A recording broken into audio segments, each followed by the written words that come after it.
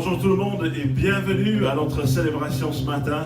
Je suis Pasteur Peter Madange, ravi de vous accueillir ici pour les personnes qui sont là en live et également pour tous ceux qui nous regardent chez vous en ligne. Alors, ouvrez vos cœurs et recevez ce matin la présence du Seigneur au fond de vous-même. C'est la journée que le Seigneur a faite. J'aimerais ouvrir cette célébration avec les paroles du roi David qui dit en Psaume 122 « Je suis dans la joie Amen. Quand on me dit « Allons à la maison de l'Éternel ». Et je pense que le roi David avait compris l'importance de passer du temps dans la présence du Seigneur, d'élever sa voix, d'élever son cœur et aussi de se calmer pour écouter ce que Dieu a à nous dire. Donc je vous invite à vous lever. Nous allons célébrer le Seigneur en chantant, en témoignant de notre amour et de notre joie. Donc je vous invite à chanter avec moi, que vous soyez ici dans la salle ou chez vous avec votre café à côté de votre ordinateur. Que le Seigneur vous bénisse et qu'on puisse passer un super moment dans la présence de Dieu. Amen.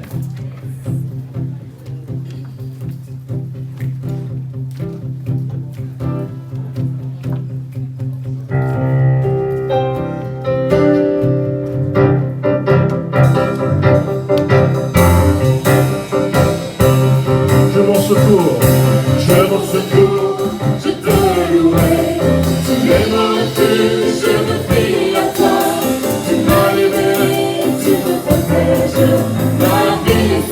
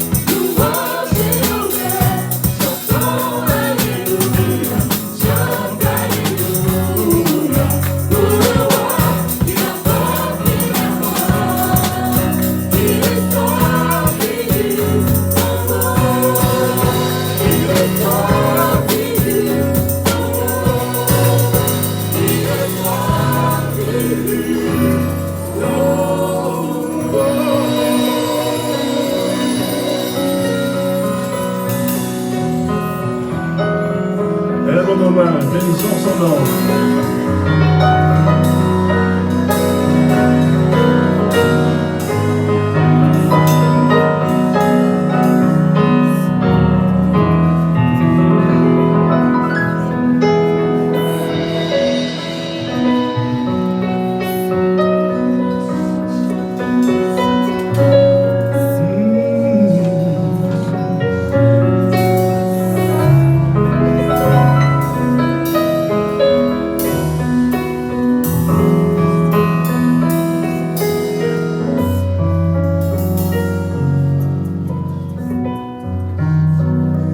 Je puis tout par celui qui me fortifie.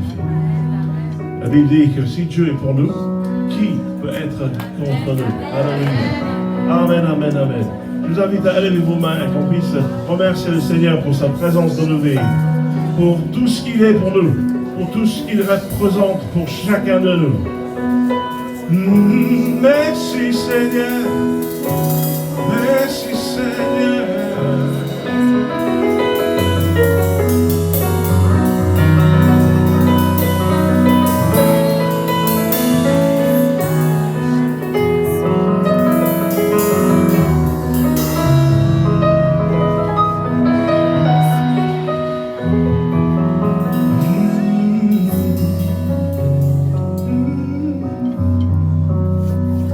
Sachez que Dieu est pour vous, qu'il a envoyé son Fils bien-aimé pour que quiconque croit en lui ne périsse point, mais qu'il ait la vie éternelle.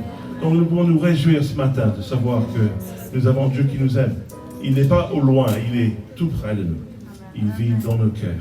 Il est en nous et il sera avec nous jusqu'à la fin du monde. Oh, alléluia. Merci Père. Oh, gloire à Dieu. Que le Seigneur vous bénisse. Je vais passer la parole maintenant à Pasteur Rebecca.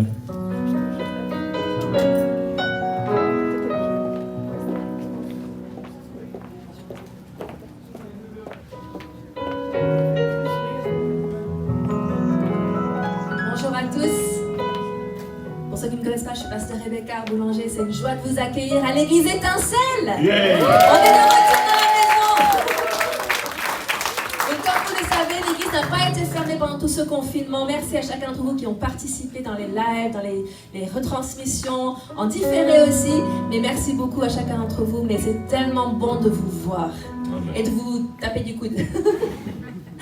Mais quelle joie, quelle joie. Et on a quelqu'un qui a un message tout particulier pour vous. Donc si vous voulez vous asseoir. Il n'est pas avec nous ce matin, mais il voulait quand même vous adresser la parole. Donc lorsque vous êtes prêts, vous pouvez lancer la vidéo. Attendez 2 secondes.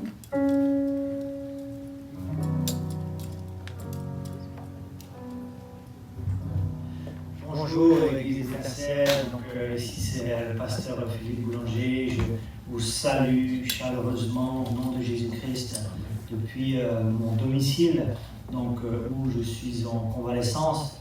Donc j'aurais beaucoup aimé être avec vous donc en ce dimanche 5 juillet parce que ça fait depuis le dimanche 8 mars, rendez-vous compte, 4 mois que nous n'avons pas pu nous réunir donc au 11 passage Grégoire dans notre lieu de culte. Donc ça m'aurait fait vraiment plaisir d'être debout ce matin, mais le mois de juin a été peut-être le mois le plus défiant de ma vie. Des péripéties me sont arrivées et donc je dois respecter la convalescence encore pendant ce mois de juillet.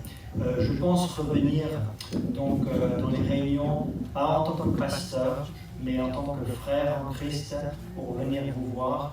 Et certainement que le dernier dimanche du mois de juillet, donc je vais recommencer à exercer le ministère de la parole. La raison pour laquelle j'ai une casquette, c'est parce que c'est pour cacher la cicatrice importante que j'ai. Donc le temps que mes cheveux repoussent, je porte un couvre-chef pour l'instant.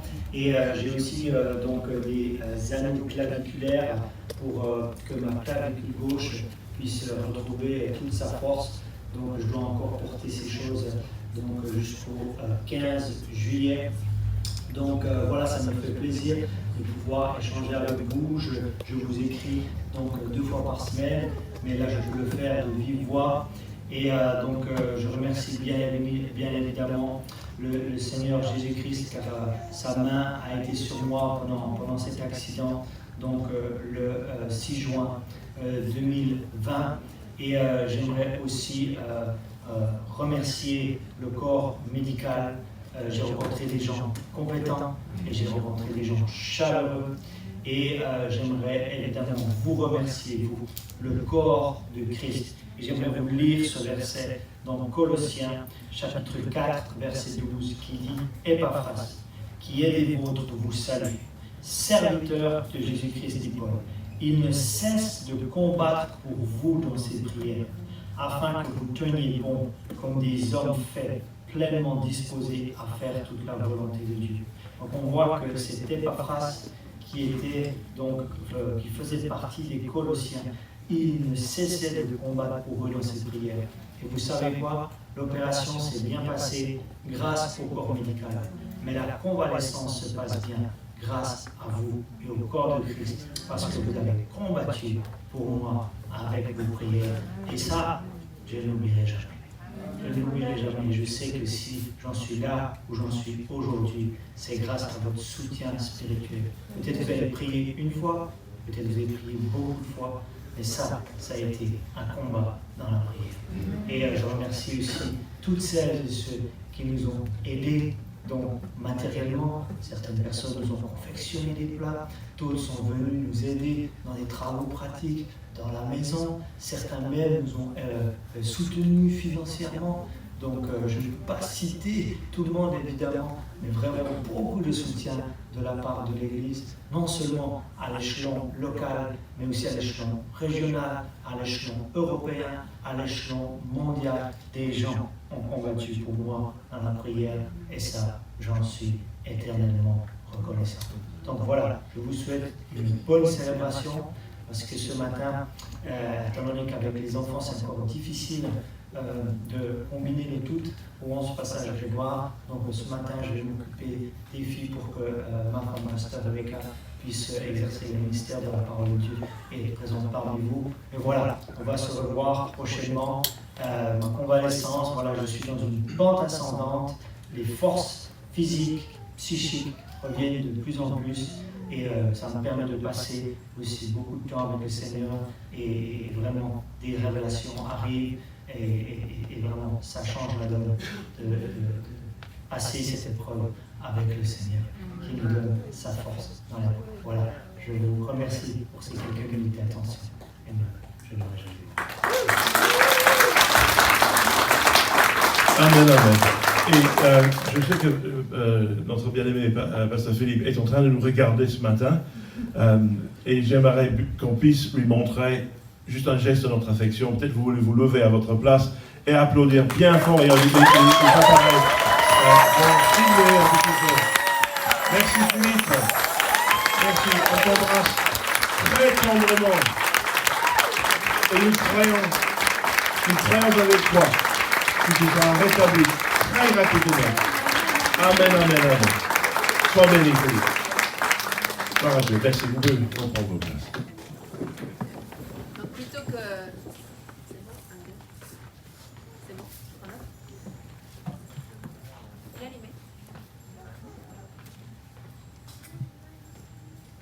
Excusez-moi. C'est le micro de Pasteur Philippe. Et il m'a dit, mais la semaine dernière, il m'a dit, pourquoi tu n'as pas pris mon micro? Je lui ai dit, parce que c'est le tien. Il dit, mais c'est bon, tu peux le prendre. On partage tout.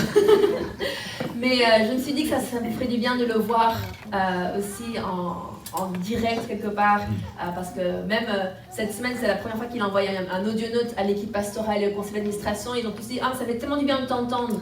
Parce que là, en le voyant, en l'entendant, on voit quand même qu'il a été affecté, mais on voit qu'il va de mieux en mieux et qu'il progresse et il se réjouit de vous voir. Donc voilà, merci vraiment. Je vous remercie aussi vraiment pour votre soutien, pour votre amour, pour vos prières. Ça fait toute la différence et je vais en parler un peu plus dans mon message. Mais pour les autres différentes annonces, donc cette semaine, c'est les semaines live group. Si vous ne savez pas ce que c'est qu'un live group, ce sont des groupes qui se rassemblent dans les maisons normalement, mais en ce moment, on le fait via Zoom.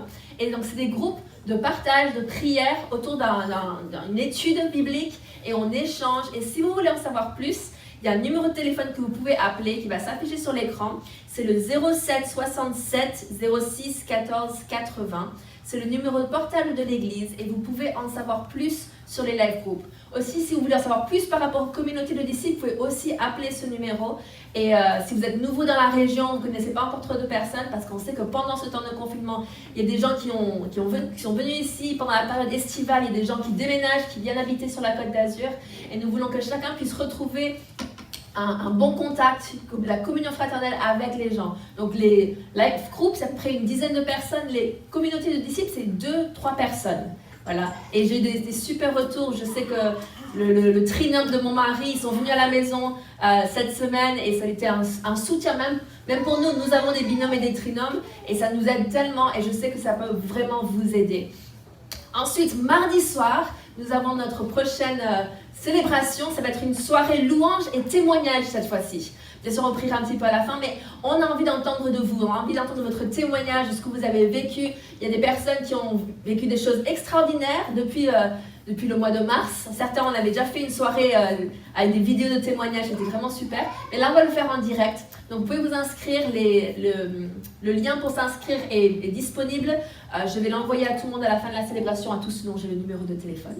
Ou sinon, vous pouvez donner votre numéro de téléphone à Val à la fin, sur le même numéro, le 07 67 06 14 80, pour recevoir les différentes annonces de l'Église. Donc, pour l'instant, nous maintenons les célébrations sur inscription. Nous pouvons avoir à peu près 67 personnes. Donc, peut-être ça vous semble peu, parce que c'est vrai qu'on était quand même, on avait pas mal grandi, on avait doublé en taille dans l'année 2019. Mais à une époque, 67 personnes, on était contents de les avoir. Parce que il y en a qui s'en rappellent? Il y a certains étés où il y avait très peu de personnes, mais là, c'est le maximum qu'on peut avoir. Donc pour l'instant, on continue de respecter les règles sanitaires. Merci de garder vos masques alors que vous êtes assis. Lorsqu'on est devant, on les enlève. Mais il y a une grande distance entre nous, donc vous ne craignez pas. Et normalement, je ne postillonne pas. Mais... Désolée. Mais... Merci de respecter les différentes directives que donnent les services d'accueil et le service de sécurité. Et aussi, à la fin, lorsque vous allez sortir, on vous demande de peut-être pas trop vous assembler en petits groupes en train de discuter. Je sais que vous en avez vraiment envie. Nous en avons envie aussi. Mais il faut qu'on puisse sortir et nettoyer les lieux et tout cela. Donc, à voir pour la rentrée, si on passe à 2 célébrations. Ça dépend du protocole, ça dépend du déconfinement, d'où on en est. Mais je crois vraiment qu'il y a aussi une croissance de l'Église pendant ce temps de confinement, n'est-ce pas? On a pu atteindre des personnes qui peut-être n'auraient même pas passé les portes de l'Église, mais qui ont cliqué sur une vidéo, qui ont vu, qui ont découvert, qui se disent « Ah, mais ça, c'est quelque chose où je peux me retrouver, c'est quelque chose qui me parle. » Il y a des gens qui ont été sauvés pendant ce temps de confinement et nous nous réjouissons qu'ils puissent vraiment trouver leur famille là où Dieu veut qu'ils soient ancrés et placés, n'est-ce pas? Amen. Donc voilà un petit peu pour les différentes annonces. J'invite Pasteur Cheryline qui va venir recevoir les dîmes et les offrandes. Vous aurez peut-être reçu une enveloppe à l'entrée si vous le souhaitez. Je ne sais pas comment on va le faire. Est-ce qu'on va faire venir les gens? Hein? D'accord. Donc vous allez venir par secteur et déposer dans la corbeille et vous allez faire le tour comme cela. D'accord? Merci. Bonjour tout le monde. Bonjour, et bienvenue dans la maison de Dieu. Ça fait plaisir de vous voir tous. Donc, je vous invite à tourner dans vos Bibles dans l'évangile de Marc 12. Marc 12 et versets 41 à 44. J'ai la Bible de Samuel. Et nous allons voir ce que Jésus dit sur la vraie générosité. Il dit en verset 41, « Puis Jésus s'assit en face du trône. » Comme il est aujourd'hui, il est en face du trône, il est en face de nous tous.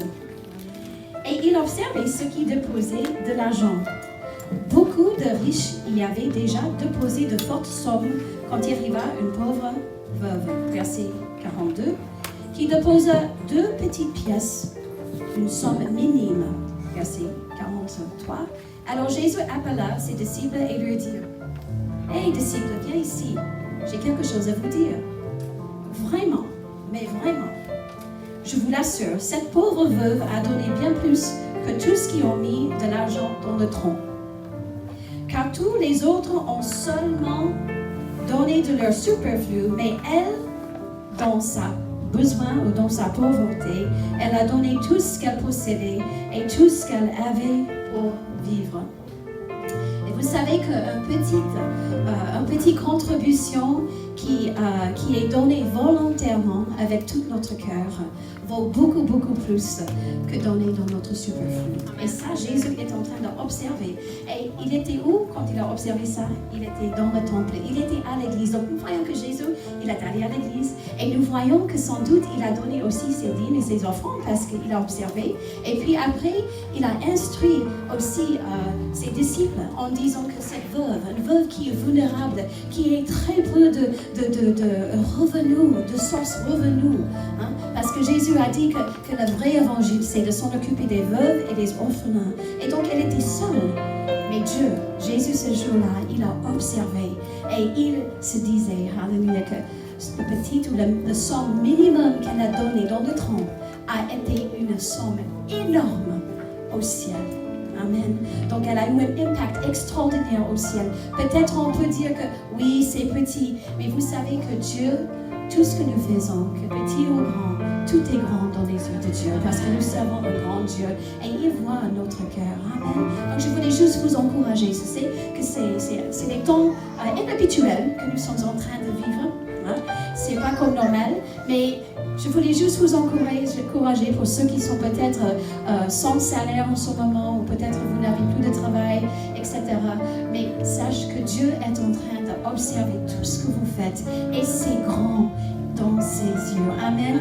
Et c'est un impact au ciel. Et vous êtes en train de s'aimer, pas dans l'église, mais vous êtes en train de s'aimer au ciel. Amen. Et c'est là où ça compte, parce que c'est Dieu qui va nous rendre et qui va nous bénir lorsque nous donnons. Amen. Parce que nous servons un Dieu qui donne. Il a donné son Fils unique pour le monde entier. Amen. C'est tellement généreux de sa part. Donc voilà, nous voyons la vraie générosité selon Jésus. Alléluia. Laisse-moi prier pour vous. Avant que je prie, je voulais juste vous dire que si vous désirez donner, vous pouvez donner en ligne. Je pense que tout de suite après, il y a, sur les écrans, il y a les instructions, comment faire. Sinon, vous pouvez libeller un chèque, toujours dans le nom de Victoire Centre Chrétien. On n'a pas encore changé de statut, ça va venir. Et sinon, vous pouvez déposer justement dans notre rang. Alléluia. Devant nous. Merci Père. Alléluia. Oh Père, nous te louons et nous te remercions parce que tu es tellement bon. Et merci parce que tout ce que nous faisons par amour envers toi, tu es tellement, tu la vois, tu l'observes, Seigneur. Et merci parce que tu nous le rends aussi. Nous savons que tout ce que nous faisons, alléluia, ici sur terre, a des conséquences dans les lieux célestes, alléluia, et que ça a un impact extraordinaire. Et nous savons que lorsqu'on s'aime et tout ce qu'on fait ici sur terre, que tu vas libérer les anges, tu vas libérer toute la armée du ciel, alléluia, des cieux, alléluia, de venir à notre secours et de nous justifier. Et nous te remercions pour ta bonté à jamais. Et merci Père pour mes frères et sœurs, pour ceux qui donnent, Seigneur, que tu les bénis puissamment, Seigneur, qu'ils soient conduits par le Saint-Esprit. Et merci Père pour les miracles financiers. Oui, nous disons il y a des miracles financiers dans notre Église, dans le nom de Jésus. Des miracles extraordinaires, Seigneur. Alléluia. Tu as envoyé des corbeaux pour nourrir et tu as aussi pouvoir pour les impôts par une pièce dans la bouche d'un poisson, Seigneur. Alléluia. Tu es le même Dieu hier, aujourd'hui, éternellement. Et merci Père pour les miracles que tu produis pour nous dans le nom puissant de Jésus. Nous t'aimons et nous honorons ton saint nom. Amen. That's right.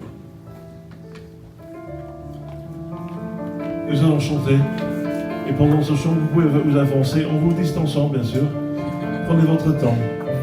Et qu'on puisse continuer notre adoration par ce geste de donner nos dîmes et nos offrandes. Et honorer ainsi le royaume de Dieu. Honorer le Seigneur.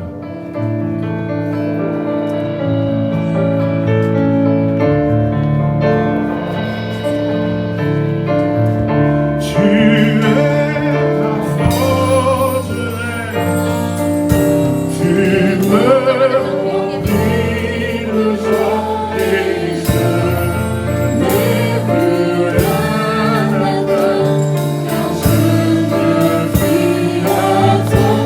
me fie à toi.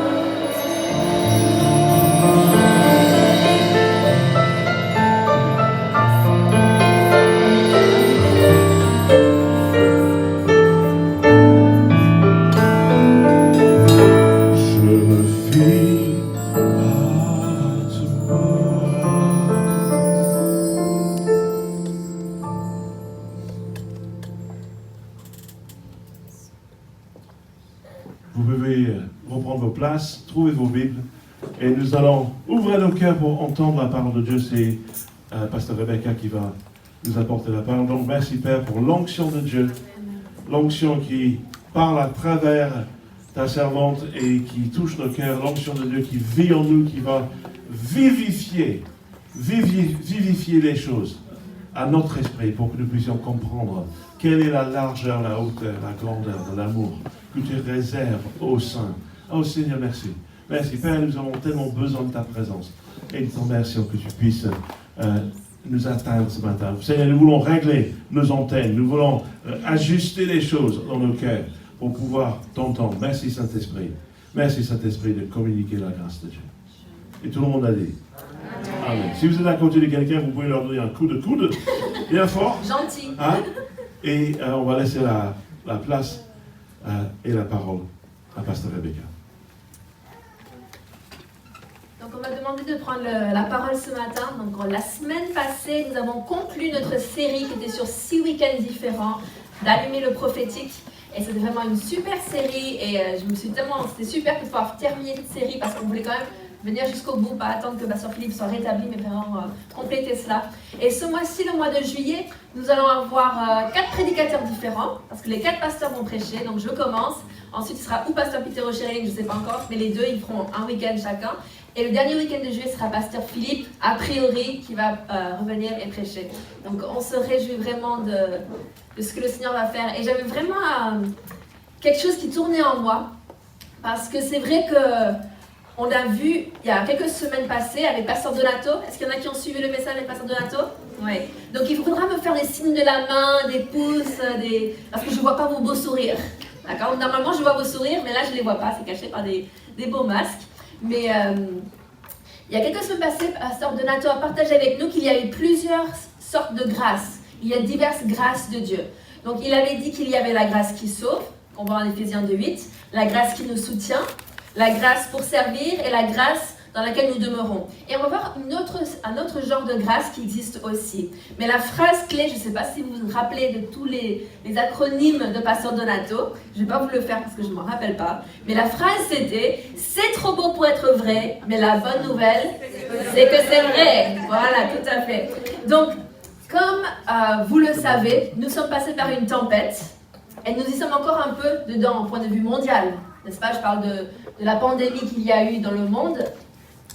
Mais la Bible nous parle à plusieurs reprises de tempêtes ou d'épreuves. Et contrairement à ce que certaines personnes ont peut-être pu vous dire, la vie chrétienne n'est pas un long fleuve tranquille. La vie chrétienne, j'espère qu'on ne vous a pas dit, devenez chrétien et vous n'aurez plus jamais de soucis dans votre vie. Parce que c'est faux. Nous vivons dans un monde déchu.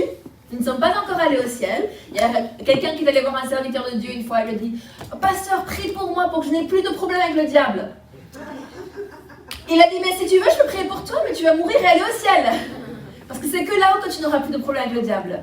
Pourquoi? Parce qu'il règne encore sur cette terre. Mais nous avons autorité dans le nom de Jésus. Amen. Et on va voir cela un peu plus tard. Mais la Bible nous parle de différentes tempêtes. Et une première tempête dont il nous parle, c'est en Matthieu 7, verset 24. Et donc c'est la tempête qui vient contre les différentes maisons, n'est-ce pas? Donc Matthieu 7, verset 24 dit « C'est pourquoi quiconque entend ces paroles que je dis et les met en pratique sera semblable à un homme prudent qui a bâti sa maison sur le roc. La pluie est tombée, les torrents sont venus, les vents ont soufflé et se sont jetés contre cette maison. Elle n'est point tombée parce qu'elle était fondée sur le roc. » Mais quiconque entend ces paroles, le deuxième exemple, entend ces paroles que je dis et ne les met pas en pratique, sera semblable à un homme insensé qui a bâti sa maison sur le sable. La pluie est tombée, les torrents sont venus, les vents ont soufflé et ont battu cette maison. Elle est tombée et sa ruine a été grande. Donc dans les deux cas, ils ont eu les mêmes circonstances, n'est-ce pas? La pluie est tombée, les torrents sont venus, les vents ont soufflé sur les deux maisons. Et donc, nous avons tous vécu cette période de confinement, cette période de distanciation sociale. On l'a tous vécu. Mais des personnes différentes l'ont vécu différemment. Pourquoi? Selon la fondation qu'ils avaient. Donc, ce qui est important de savoir, c'est que Dieu est là dans la tempête. Amen. Dieu est là, il est présent dans la tempête. Et le titre de mon message aujourd'hui, c'est ne pas abandonner Dieu dans l'épreuve. Pourquoi? Parce que tellement de personnes, quand tout va bien, ils ont une bonne relation avec Dieu, et quand tout va mal, Dieu, ils arrêtent de venir à l'église, ils arrêtent de lire leur Bible, ils arrêtent de prier, alors que c'est là qu'il faudrait encore plus persévérer et se rapprocher de Dieu. Donc, la fondation de ta maison déterminera le résultat. Est-ce que tu es fondé sur le roc ou est-ce que tu es fondé sur le sable? Et là où on voit la différence entre celui qui est fondé sur le roc et celui qui est fondé sur le sable, celui qui est fondé sur le roc est celui qui entend les paroles et les met en pratique. Amen. Êtes-vous de ceux qui mettent en pratique les paroles que vous entendez? C'est important, parce qu'il y en a qui entendent aussi les paroles, mais qui ne les mettent pas en pratique. Dans les deux cas, les gens ont entendu. Donc, ta fondation détermine le résultat, mais la question c'est quels seront les fruits après la tempête? Parce que comme on a dit, nous allons tous passer par les tempêtes. Nous avons tous passé une tempête. Et peut-être, là en ce moment, vous êtes en train de passer une autre épreuve. Peut-être que vous avez pu vous reposer un peu pendant le confinement, et la reprise du travail est compliquée, ou vous devez trouver un nouveau travail, ou financièrement c'est compliqué. Et je pense que cette question d'épreuve, on y passe tous par des épreuves, n'est-ce pas? Donc, avant cela, en Matthieu 7, le verset 17 à 23, parce qu'il parle de c'est pourquoi quiconque entend ces paroles. Quelles paroles? Celles que je vais vous lire maintenant. Verset 17, il dit « Tout bon arbre porte de bons fruits, mais le mauvais arbre porte de mauvais fruits. Un bon arbre ne peut porter de mauvais fruits, ni un mauvais arbre porter de bons fruits. Tout arbre qui ne porte pas de bons fruits est coupé et jeté au feu. C'est donc à leurs fruits que vous les reconnaîtrez. » C'est pas à leur vie tranquille et sans tempête que vous les reconnaîtrez. Parce que certains disent « Ah, mais j'ai tellement de tempêtes, peut-être ma vie ne porte pas de fruits. » Mais il y en a qui passent par les tempêtes, mais qui portent beaucoup de fruits. Donc la tempête ne détermine pas si vous êtes un bon ou un mauvais chrétien. C'est comment vous vivez la tempête, comment vous traversez cette tempête. C'est donc à leurs fruits que vous les reconnaîtrez. Ceux qui me disent « Seigneur, Seigneur » n'entreront pas tous dans le royaume des cieux, mais celui-là seul qui fait la volonté de mon Père, qui est dans les cieux. Plusieurs me diront en ce jour-là « Seigneur, Seigneur, n'avons-nous pas prophétisé par ton nom? N'avons-nous pas chassé des démons par ton nom? Et n'avons-nous pas fait beaucoup de miracles par ton nom? Alors je leur dirai ouvertement, je ne vous ai jamais connus. Retirez-vous de moi, vous qui commettez l'iniquité. » Et c'est tellement important qu'on n'abandonne pas Dieu dans l'épreuve. Que l'on ne soit pas de ces chrétiens qui font des choses au nom de Dieu, au nom de Jésus, mais qui ne connaissent pas Jésus, qui ne connaissent pas Dieu, qui n'ont pas une relation personnelle et intime avec Dieu. Donc, comment nous faisons face à la tempête déterminera les fruits que nous portons et comment nous nous comportons. Et c'est là où on peut vraiment voir la différence entre des gens qui croient à la parole de Dieu et qui l'appliquent, c'est comment ils réagissent dans la tempête. Et ça ne veut pas dire que vous n'aurez jamais des jours sans. Vous savez, il y a des moments, dans le cas de la tempête ou l'épreuve que nous avons traversée là récemment avec mon mari, où il a eu son accident de vélo, et je vais en parler à plusieurs reprises pendant le message, le samedi 6 juin. Certains ont dit « Ah mais c'est Rebecca, t'as assuré ce jour-là ». Mais je n'ai pas forcément réalisé l'ampleur de l'accident le samedi. Donc quand vous avez vu la célébration du dimanche, on l'avait filmé la veille le samedi. Je venais d'apprendre qu'il était à l'hôpital, mais moi je pensais juste que c'était la clavicule et les côtes, et donc il s'est déjà cassé quelque chose auparavant, il va vite s'en remettre. Je n'ai pas réalisé ce qui se passait. Mais le lendemain, quand ils m'ont appelé pour me dire qu'il l'emmenait d'urgence se faire opérer au niveau de la tête, là, honnêtement, j'ai paniqué. Mais après, c'est qu'est-ce que je fais par la suite? Est-ce que je reste dans la panique? Est-ce que je reste dans l'anxiété? Ou est-ce que je vais déclarer ce que la parole de Dieu dit qui est vrai? Vous savez, on a tous des moments où on panique, où on crise, mais il faut après se reprendre, n'est-ce pas? Et aller au-delà. Jésus ne nous a pas dit qu'il faut faire semblant que la tempête n'est pas là. Et malheureusement, je pense que peut-être dans le monde chrétien, les gens ont dit, ou se sont dit, ah mais si je suis vraiment dans la foi, alors je vais faire comme si la tempête n'était pas là. Mais la tempête est là. Qu'est-ce que Jésus a fait dans la tempête lorsqu'il était dans le bateau? Il dormait. Mais lorsqu'ils l'ont réveillé parce que les disciples paniquaient, qu'est-ce qui s'est passé? Il a parlé à la tempête. Il lui a dit de se calmer. Donc, lorsque vous êtes dans la tempête, il ne faut pas faire l'autruche et mettre la tête dans le sable, n'est-ce pas? Mais il faut lever la tête, regarder le problème et parler à la tempête. Il faut prendre autorité et ne pas faire comme si ça n'existait pas. Parce que les gens pensent que les chrétiens sont comme ça, n'est-ce pas? Ah mais vous les chrétiens, j'ai une copine qui m'a dit une fois, mais Rebecca, toi tu vis dans Candyland. Donc elle pense que je n'ai pas de problème. Elle me connaît que j'ai 14 ans et c'est pas vrai. J'ai eu des problèmes, j'ai des adversités, des épreuves, mais je ne me focalise pas sur l'épreuve. Je me focalise sur la parole que j'ai reçue. Et Jésus avait dit à ses disciples dans ce bateau, allons de l'autre bord. Ils avaient reçu une parole. Avoir la foi signifie que vous persévérez, que vous gardez confiance en Dieu malgré les tribulations. Refusons de céder à l'inquiétude ou à la désillusion lorsque nos projets sont différés. Nous devons refuser de céder à l'inquiétude. La parole que Philippe m'a donnée juste avant de partir faire du vélo, c'était « Je ne mourrai pas, je vivrai et je raconterai les œuvres de l'Éternel ». Et il avait eu un réma, ce verset, il était sorti, il était en train de le lire et puis il a eu une révélation sur ce verset et il me l'a partagé juste avant de partir. Et lui, il pensait que c'était par rapport à autre chose.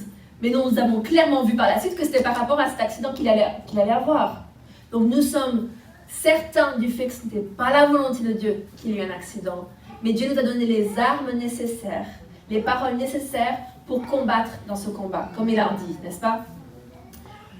Donc Philippiens 1, versets 27 à 30, Philippiens 1, 27 à 30 dit « Seulement, conduisez-vous d'une manière digne de l'évangile de Christ, afin que, soit que je vienne vous voir, soit que je reste absent, j'entende dire de vous que vous demeurez ferme dans un même esprit, combattant d'une même âme pour la foi de l'évangile, sans vous laisser aucunement effrayer par les adversaires, ce qui est pour eux une preuve de perdition, mais pour vous de salut. » Verset 29, il dit « Et cela de la part de Dieu, car il vous a été fait la grâce par rapport à Christ, non seulement de croire en lui, mais encore de souffrir pour lui, en soutenant le même combat que vous m'avez vu soutenir et que vous apprenez maintenant que je soutiens. » Donc, il vous a été fait la grâce, non seulement de croire en lui, mais encore de souffrir pour lui.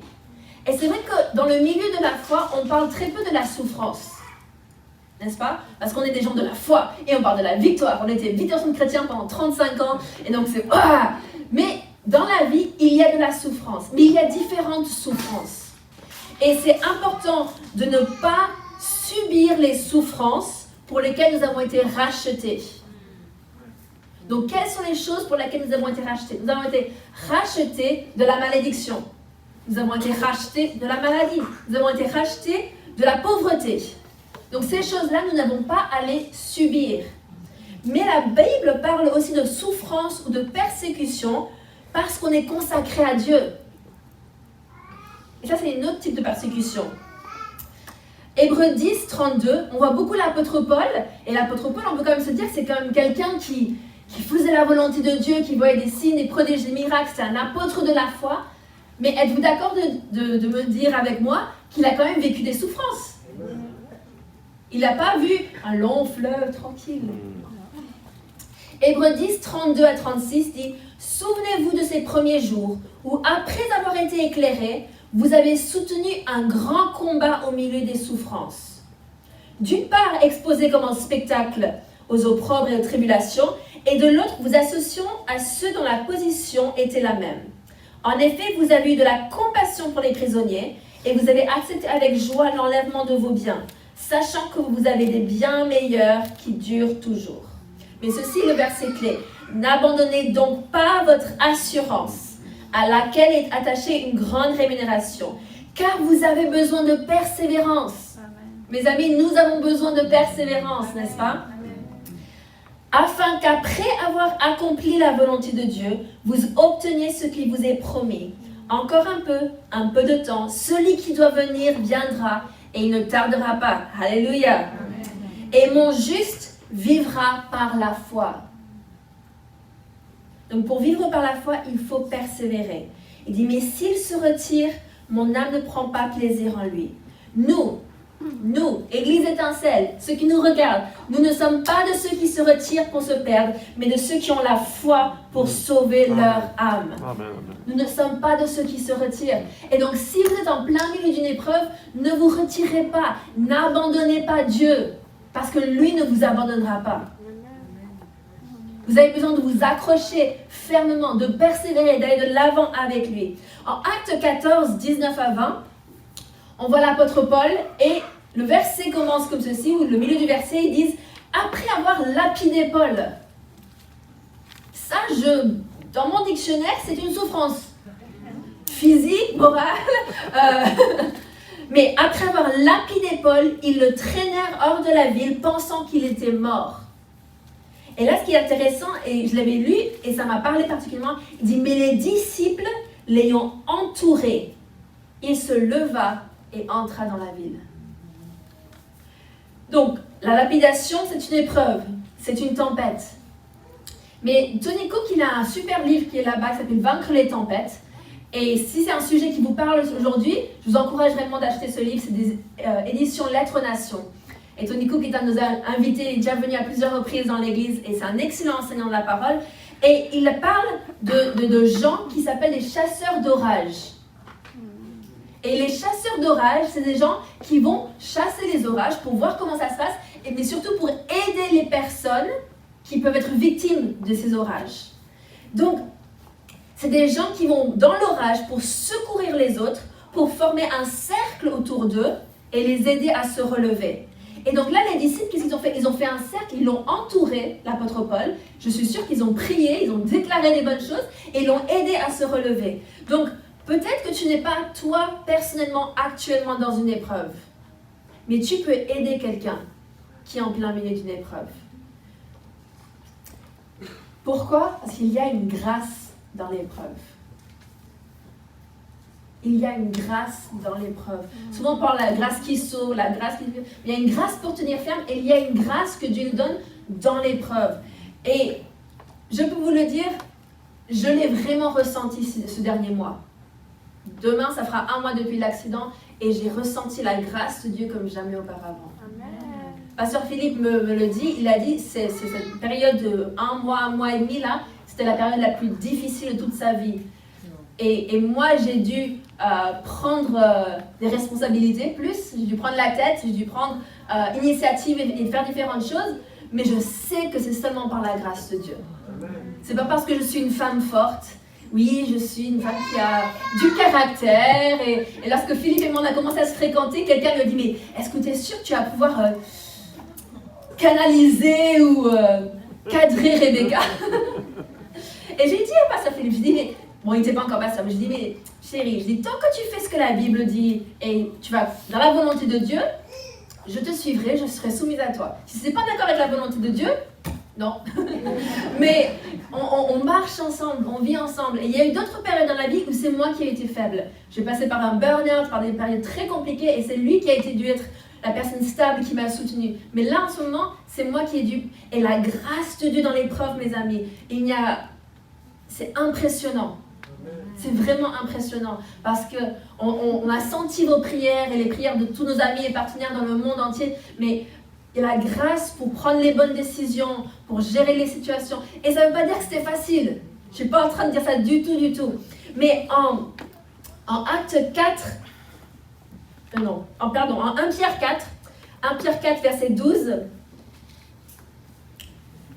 il dit « Bien-aimés, ne soyez pas surpris comme d'une chose étrange qui vous arrive, de la fournaise qui est au milieu de vous pour vous éprouver. » Et peut-être, vous aussi, vous êtes en train de passer par une fournaise et c'est en train de vous éprouver.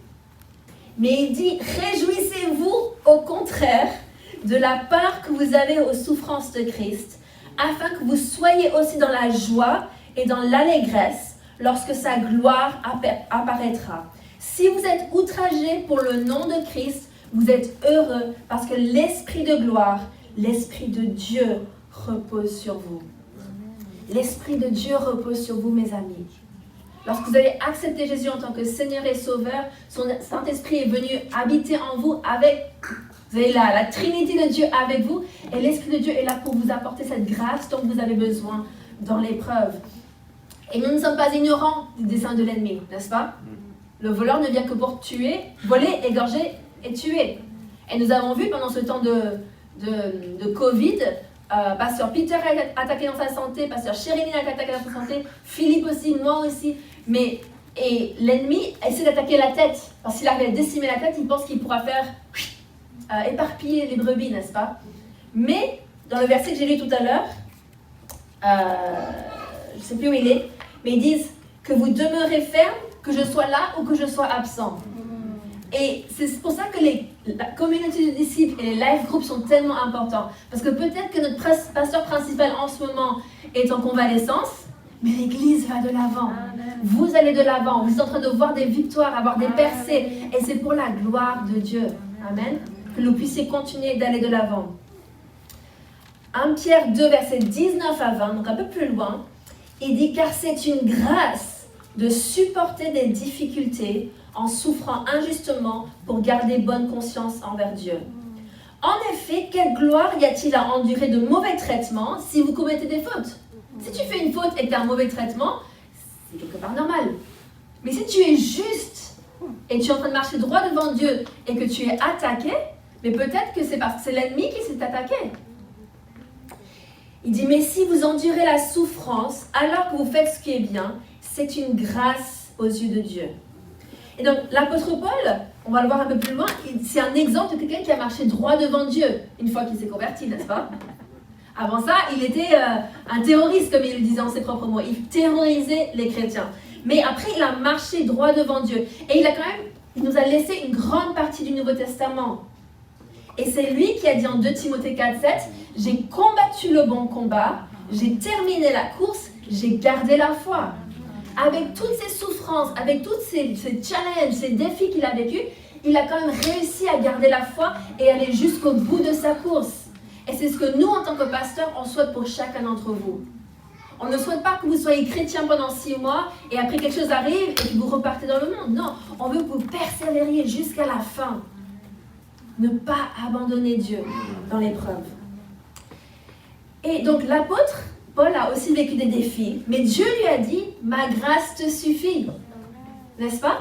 Et ça, on le voit en 2 Corinthiens 12, versets 8 à 10, dont il parle dans les charges, dans la chair qu'il a reçue. Il dit « 3 fois j'ai prié le Seigneur de l'éloigner de moi. Et il m'a dit « Ma grâce te suffit, car ma puissance s'accomplit dans la faiblesse. » Et nous sommes là, mais nous voulons être forts. Je ne sais pas vous, mais j'ai été élevée pour être quelqu'un qui a une forte personnalité, quelqu'un de fort, qui prend l'initiative, qui... Voilà. Mais il dit, ma grâce te suffit, car ma puissance s'accomplit dans la faiblesse. Je me glorifierai donc bien plus volontiers de mes faiblesses, afin que la puissance de Christ repose sur moi. Et c'est là, c'est quand on est faible, que l'on voit la puissance de Dieu qui repose sur nous, qui va nous aider à tenir ferme face aux difficultés. Et continue, il dit, c'est pourquoi je me plais dans les faiblesses. Donc là, j'ai du chemin, parce que je ne peux pas vous dire actuellement que je me plais dans les faiblesses. Mais il dit, je me plais dans les faiblesses, dans les outrages, dans les calamités, dans les persécutions, dans les détresses, pour Christ. Car quand je suis faible, c'est alors que je suis fort. Et c'est encore l'apôtre Paul qui déclare, je peux tout grâce à celui qui me fortifie, comme on a chanté tout à l'heure, en Philippiens 4, 13 et 14. Je puis tout grâce à celui qui me fortifie. Mais la deuxième partie de ce verset, il dit, pourtant, vous avez bien fait de prendre part à ma détresse. L'apôtre Paul n'était pas seul. Déjà, Dieu était avec lui, mais il n'était pas seul. Parce que la grâce, c'est la force de Dieu. La grâce pour tenir ferme, c'est la force de Dieu. Et nous avons besoin de notre entourage de disciples qui nous soutiennent dans notre détresse. Et c'est pour ça que nous sommes tellement reconnaissants d'être une famille, d'être ensemble, d'être unis, parce que lorsqu'on passe par des moments difficiles, c'est là qu'on a besoin de notre famille. Parce qu'un chrétien seul est un chrétien en danger. C'est le piège de l'ennemi d'essayer d'isoler un chrétien. Croire qu'il peut tout réussir tout seul. C'est faux, les amis. Dieu a instauré l'Église, il a instauré la famille de Dieu pour qu'on puisse être un soutien les uns pour les autres. Et c'est pour ça qu'on met tellement en avant les communautés de disciples, ces binômes et ces trinômes, et les life groups. C'est tellement important parce qu'avec la croissance de l'Église, on n'arrive pas à, nous personnellement, avoir une relation avec chacun d'entre vous. On essaye, mais on ne peut pas avoir une proximité avec chacun d'entre vous. Mais vous pouvez avoir des proximités les uns avec les autres et ça va vous aider à grandir aussi. N'est-ce pas? Et il dit, suis-je le gardien de mon frère? Oui. Nous sommes là pour nous aider, à nous encourager à aller de l'avant. En Acte 4, versets 23 et 24, on voit aussi deux des disciples. Acte 4, versets 23 et 24, et c'est Pierre et Jean. Ils avaient été relâchés parce qu'ils avaient été emprisonnés. Et il dit, après avoir été relâchés, ils allèrent vers les leurs. Ils allèrent vers leur communauté de disciples, ils allèrent vers leur life group, ils allèrent vers leur assemblée et racontèrent tout ce que les principaux sacrificateurs et les anciens leur avaient dit. Lorsqu'ils l'eurent entendu, ils élevèrent à Dieu la voix tous ensemble et dirent, Seigneur, toi qui as fait le ciel, la terre, la mer et tout ce qui s'y trouve. Et ils ont fait une magnifique prière, demandant à Dieu de leur donner de la force, n'est-ce pas? Mais ce que je trouve très intéressant, c'est que la première réaction doit être de se tourner vers Dieu et de se tourner vers notre entourage chrétien, notre entourage de disciples, vers les frères et les sœurs, et qu'ensemble on vienne devant Dieu. C'est tellement important. Vous savez, j'étais tellement touchée parce que de suite, quand l'accident a eu lieu, j'ai informé les personnes les plus proches, et puis l'équipe de service ici, ils ont prié. Et puis le dimanche, quand j'ai entendu qu'il devait partir se faire opérer, j'ai informé ma famille naturelle, mais qui est aussi une famille spirituelle. Nous sommes tous dans la foi et c'est vraiment une grâce de la part de Dieu. Et ils ont tous décidé instantanément de venir à la maison parce que j'étais chez mes parents. Donc Daniel est venu de la Colle-sur-Loup, Peter et Chérine et Ben sont venus de Cannes, Val était là en train de manger avec nous, et ils ont tous, et mon cousin Dan, donc vous le connaissez peut-être en tant que le batteur, il n'est pas là ce matin, mais il y a Jérémy, notre batteur, je ne sais pas où il est, Jérémy, mais il y a aussi Daniel, il a dit, ok, on arrête de parler du problème et on prie. Et j'étais là, yes Daniel. Parce que c'est pas forcément, on ne s'attendait pas, on s'attendait peut-être que le pasteur Peter dit ça, ou pasteur Chéréline qui aime la prière, ou mon père, ou ma mère. Non, c'était Daniel qui dit, ok, on arrête de parler, on prie.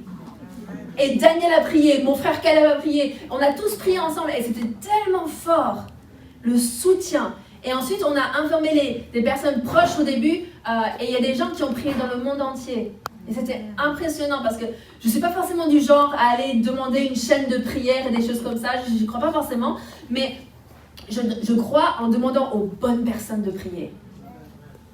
Donc je n'ai pas forcément informé les amis de Philippe de son enfance, etc. Parce que je ne veux pas des gens qui vont s'inquiéter, qui vont me dire oh! Non, je veux des gens qui vont prier. Donc on a informé aussi les enseignants de Réma, qui sont nos collègues, on est aussi enseignants à Réma, on a informé les différents partenaires, etc. Et on a prié, on s'est tourné vers nos mentors, pasteur Marc et Janet Brazi, ils ont prié avec nous. Et c'était impressionnant par la suite, les gens qui ont dit que pendant la nuit de samedi à dimanche, ils se sont levés pendant la nuit, ils ont prié. Ils avaient à cœur, ou entre leurs célébrations aux États-Unis, ils ont prié. Il y a toute l'église Réma aux USA qui a prié. Et on a besoin des nôtres, les amis. Donc je vous partage ça pour vous montrer que même si on est pasteur, ça ne change pas. On a besoin d'être entouré de frères et de sœurs en Christ. Romains 5, versets 1 à 5.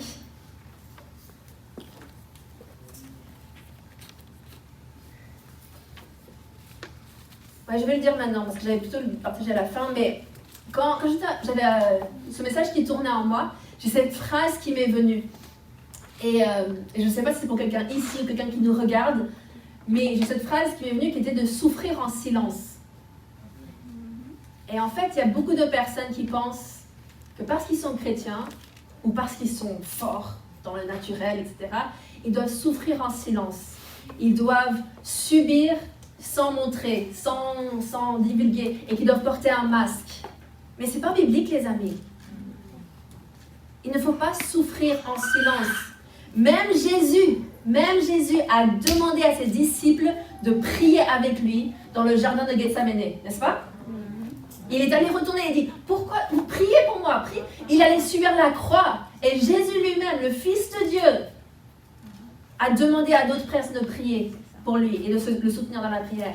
Et parfois, l'ennemi, il essaye de nous piéger et nous dire, ah mais si tu leur dis que tu souffres, ou si tu leur dis que tu passes par une épreuve, ils vont penser que tu as un manque de foi.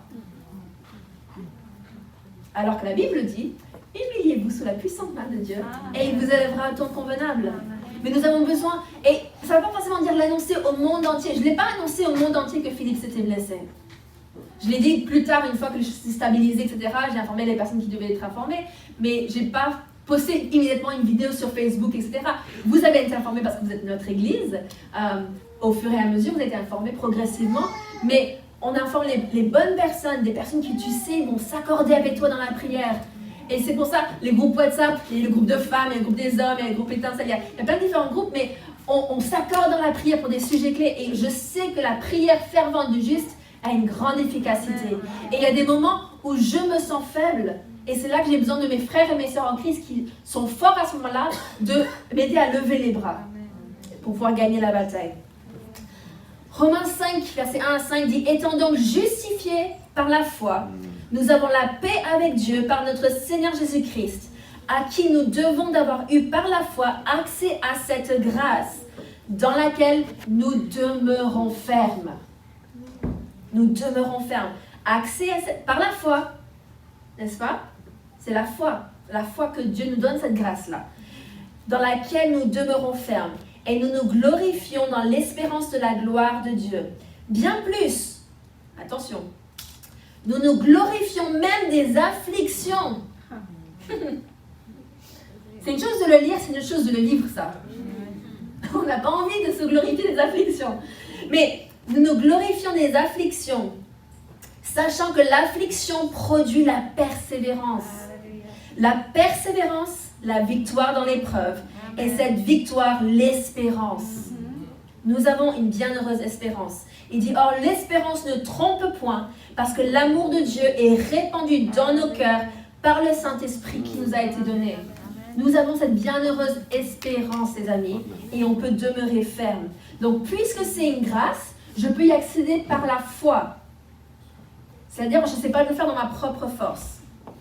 La deuxième partie de Acte 4, qu'on a lu tout à l'heure, les versets 31 et 33, c'est après qu'ils ont prié. Qu'est-ce qui s'est passé? Vous vous souvenez, ils ont été libérés, ils ont été relâchés de prison, ils se sont rassemblés, Pierre et Jean, avec les disciples, ils ont prié, et après, qu'est-ce qui s'est passé? Quand ils eurent prié, le lieu où ils étaient assemblés trembla.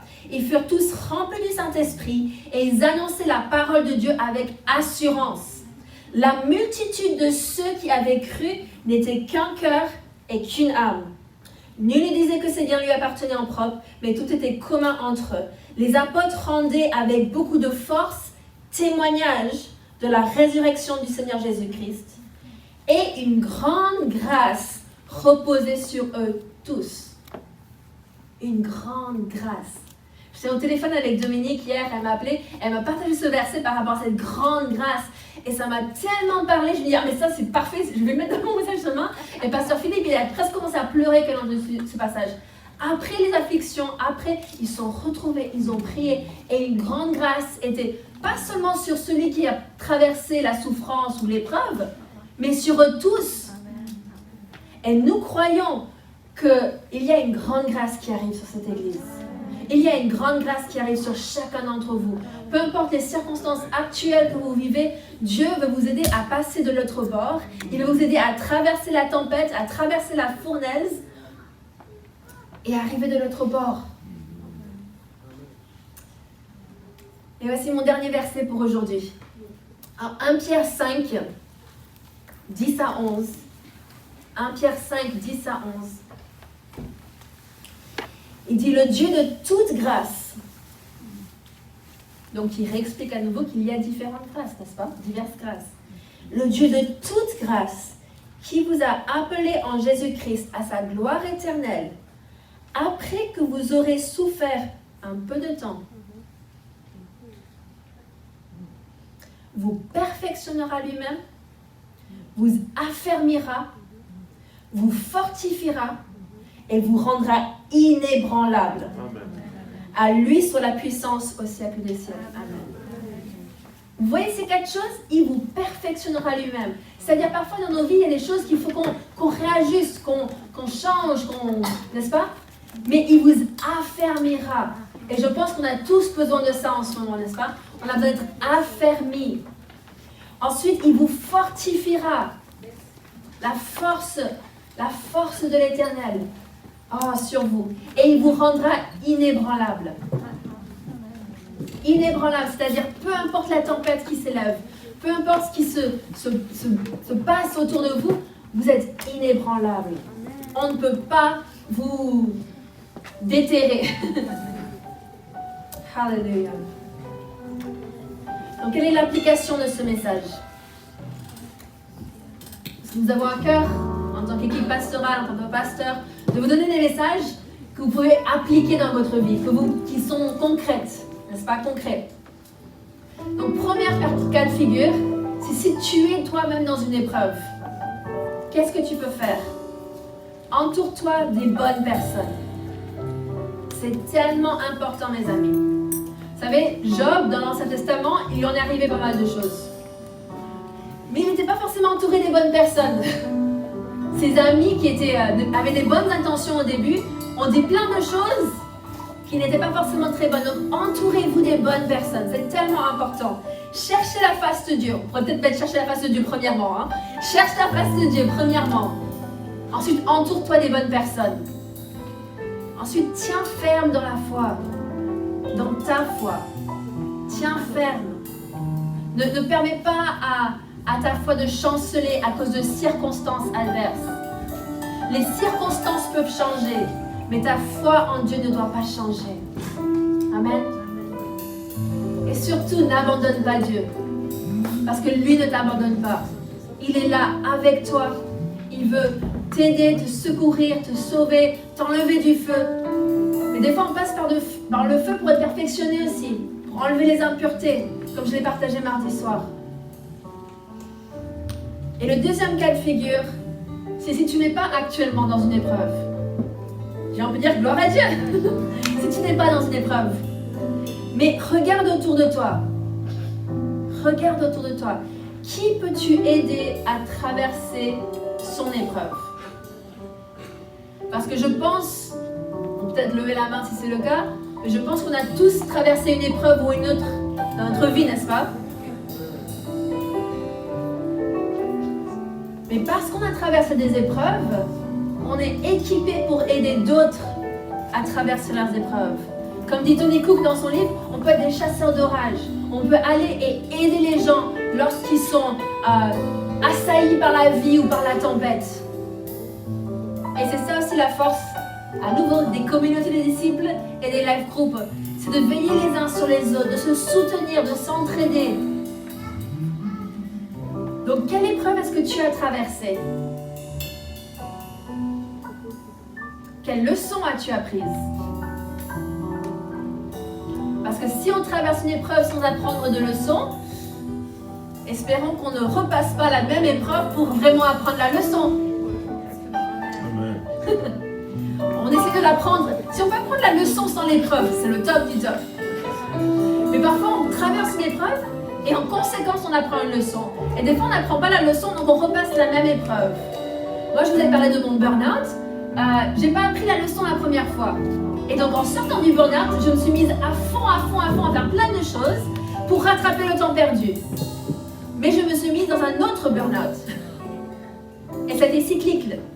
Et ça m'a pris un certain temps pour apprendre qu'il n'y a que moi qui puisse m'autogérer. Il n'y a que moi qui sais quand est-ce que je suis fatiguée, quand est-ce que je dois me reposer, etc. Il n'y a que moi dans ma tête, normalement.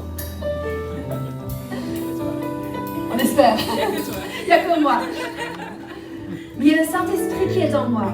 Et lorsque tu es en plein milieu d'une épreuve, le Saint-Esprit veut t'aider et te diriger et te conduire près des eaux paisibles, dans la vérité, dans la justice. Et donc d'être attentif au Saint-Esprit et dire, ok Seigneur, je sais que cette épreuve ne vient pas de toi, mais je sais que tu peux la transformer pour que je puisse apprendre quelque chose et que je puisse passer à la prochaine étape. Donc comment est-ce que toi tu peux aider quelqu'un d'autre? Il y a de la puissance dans votre témoignage, les amis. Et des fois, on a honte de notre témoignage. On a honte de ce qui nous est arrivé. Mais utilisons ce témoignage pour aider quelqu'un d'autre et ça va briser la honte. Peut-être la première fois que tu le partages, tu auras un peu de mal. Mais progressivement, le plus que tu le partages, le plus ça va te libérer. Je ne sais pas si vous connaissez Joyce Meyer. Vous connaissez Joyce Meyer? C'est une femme prédicatrice exceptionnelle, mais qui a un très très lourd passé. Elle a vécu des choses atroces. Et au début, elle avait du mal à le partager. Mais depuis qu'elle l'a partagé, elle a été abusée physiquement, sexuellement par son père depuis un très jeune âge. Mais une fois qu'elle l'a partagé, elle a pu aider tellement d'autres personnes. Mais elle a commencé à partager des petites choses. Et tu es à l'aise de partager ça, partage ça. Et après, quelqu'un d'autre qui est à l'aise de partager ça, partage ça. Pas pour te donner la gloire à toi, pardon, mais pour donner la gloire à Dieu. Pour dire, je suis passé par là, mais voici ce que Dieu a fait depuis. Voici la victoire, voici le chemin que j'ai pris. Peut-être que tu peux prendre le même chemin, peut-être que je peux te donner des versets, des encouragements pour t'aider à aller de l'avant et sortir de cette épreuve victorieux. Amen. Alléluia. J'ai à cœur de prier. Mais je veux aussi, s'il y a des gens d'entre vous qui disent, ce sujet me travaille, ce sujet des tempêtes, c'est un excellent livre de Tony Cook.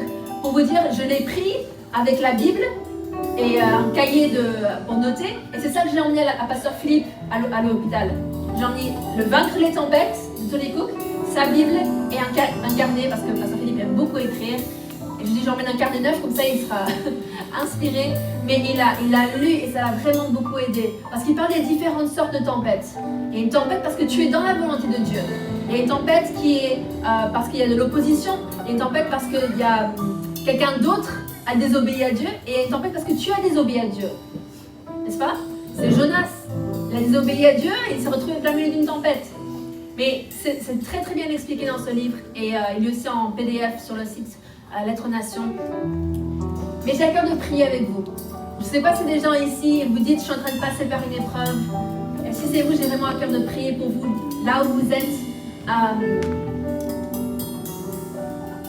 Mais vous savez, peu importe les épreuves que l'on passe, quand on les traverse avec Dieu, c'est tellement mieux que de les traverser sans Dieu. Et si vous êtes là pour la première fois, et si vous dites, mais j'ai entendu parler de grâce et de Dieu, et je veux avoir cette grâce de Dieu pour qu'il sauve, cette grâce de Dieu pour se tenir ferme, cette grâce de Dieu pour être inébranlable. Cette grâce, elle est disponible grâce au sacrifice de Jésus. Dieu a envoyé son Fils unique, Jésus. Il est venu, il a vécu sur la terre tel un être comme nous, mais il a vécu sans péché. Il a vécu d'une manière juste et droite. Et il a vécu cela pour qu'il puisse prendre les péchés de l'humanité, toutes nos fautes, toutes nos erreurs. Il les a pris en son corps. Et en son corps, il a supporté toute la maladie pour que nous puissions être libres, les amis.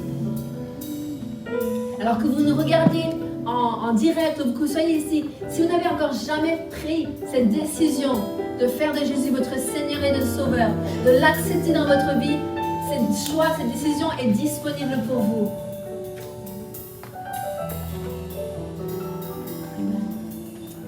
Seigneur, je te remercie parce que tu as envoyé Jésus-Christ pour que nous puissions avoir la vie éternelle avec toi, pour que nous puissions avoir une relation personnelle avec toi.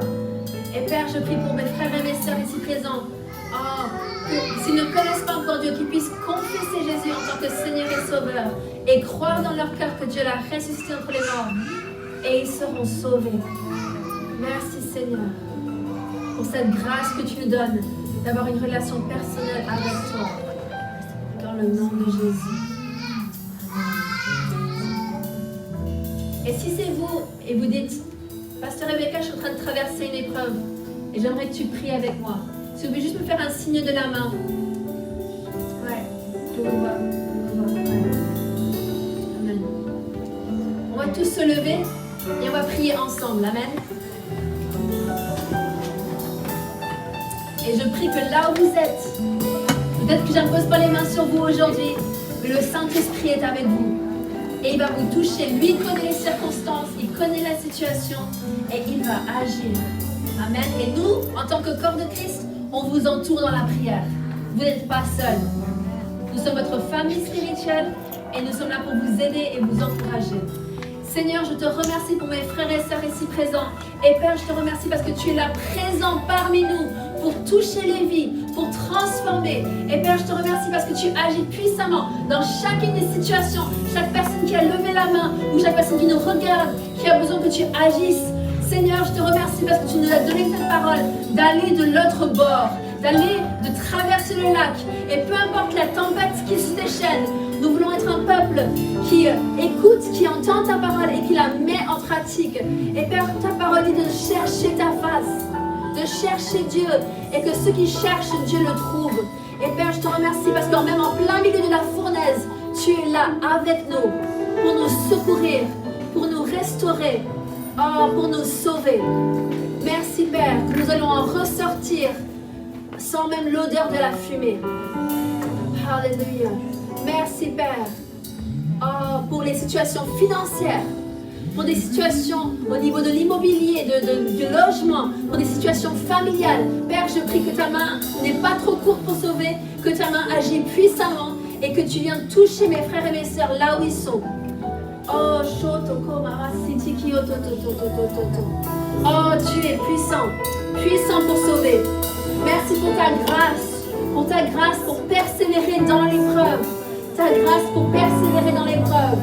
Oh, et comme tu as dit, tu nous perfectionneras, tu nous affermiras, tu nous fortifieras et tu nous rendras inébranlables. Merci Seigneur, parce que tu agis puissamment. Et Père, nous croyons que les témoignages vont couler. Les témoignages vont couler. Et les témoignages dans vos vies vont impacter les vies de votre entourage aussi. Alléluia. Parce qu'on juge un arbre par son fruit. Et je crois et je déclare que vous êtes des arbres qui portent de bons fruits. Et des fruits qui demeurent. Et vous savez, le fruit ne nourrit pas l'arbre. Le fruit nourrit les personnes autour de l'arbre. Amen. Alléluia. Pasteur Charlie, tu as quelque chose? Oui. Oui, cette phrase m'est revenue. Il faut traverser pour percer. Et si vous arrêtez, certains d'entre vous, vous êtes fatigués, vous vous sentez faible, et votre raisonnement et votre corps vous dites, j'en peux plus, je suis fatigué. Mais sache que si vous arrêtez maintenant, au milieu de la route, vous serez écrasé.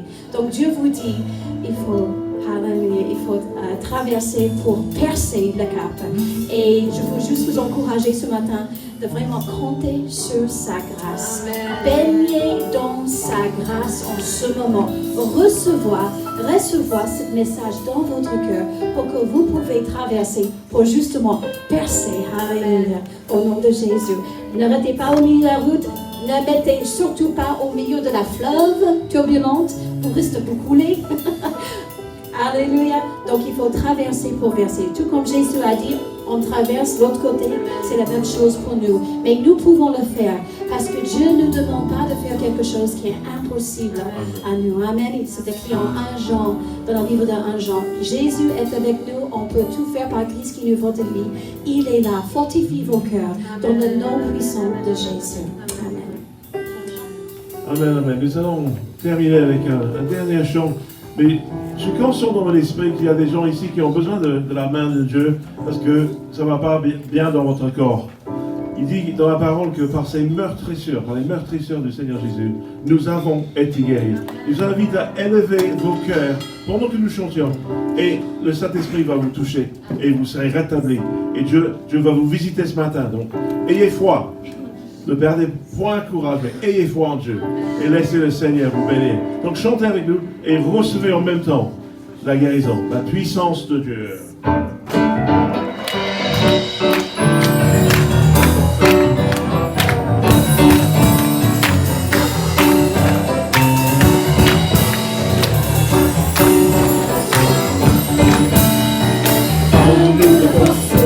La joie du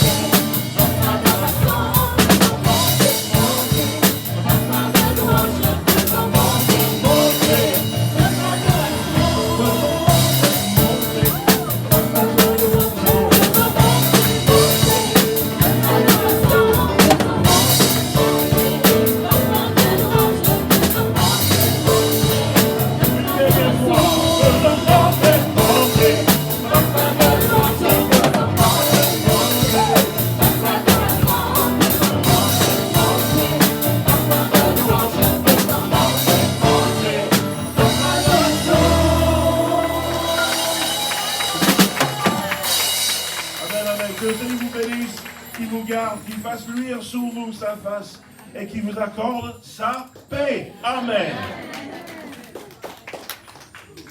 Yo. Very good, thank you. Thank you.